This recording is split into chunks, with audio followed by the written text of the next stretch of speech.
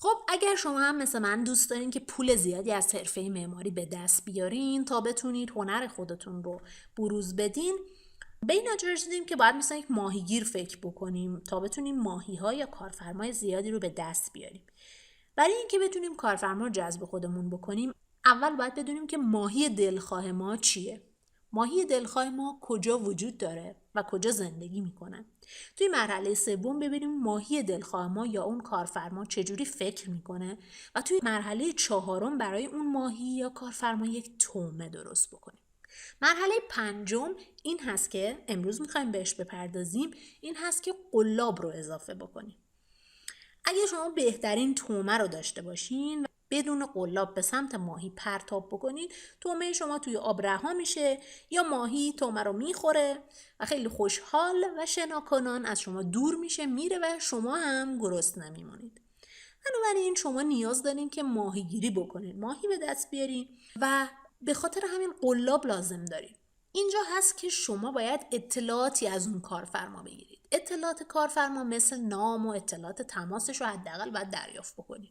پس دوباره فکر بکنید. شما یه سری اطلاعات نمیدین به کارفرما که بره دنبال کارش. در مقابل اطلاعاتی که شما میدین باید یه سری اطلاعاتی رو هم دریافت بکنید. میتونید اطلاعات تماس رو دریافت بکنید و اطلاعاتی که کارفرما به اون احتیاج داره براش ارسال بکنید. خب آیا این فرآیند ما کار میکنه؟ واقعا؟ قطعاً این فرآیند کار میکنه.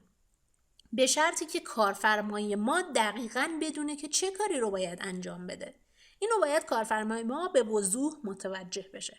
بنابراین اصلا فکر نکنید کارفرمای شما همه چیز رو میدونه. من در طول این چندین سال با افرادی مواجه شدم که شما لازم هست کوچکترین چیزها رو هم 50 دفعه برای اونها توضیح بدین تا متوجه بشن. بنابراین باید برای کارفرما دقیقاً مشخص بکنید یا برای اون کسی که اطلاعات میفرستین چجوری باید به شما مراجعه بکنه، یا اگه میخواد به شما اطلاعات بده برای اینکه اون بروشور رایگان رو بگیره، آیا باید به وبسایتتون مراجعه بکنه، آیا باید از طریق تلفن با شما تماس بگیره، آیا باید به محل خاصی مراجعه بکنه، کی مراجعه بکنه و بعد از انجام این کارا چه اتفاقی میفته.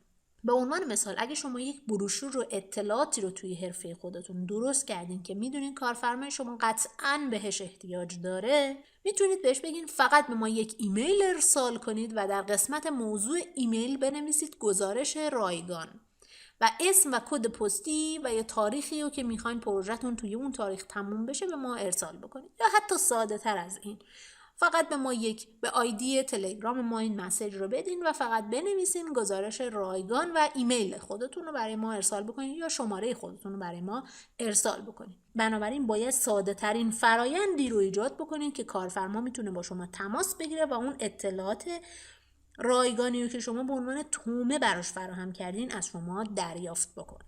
خب اگر فکر میکنید این آموزش برای شما مفید هست، ادامه این آموزش رو توی کانال یوتیوب و وبسایت daneshop.ir میتونید مشاهده بکنید.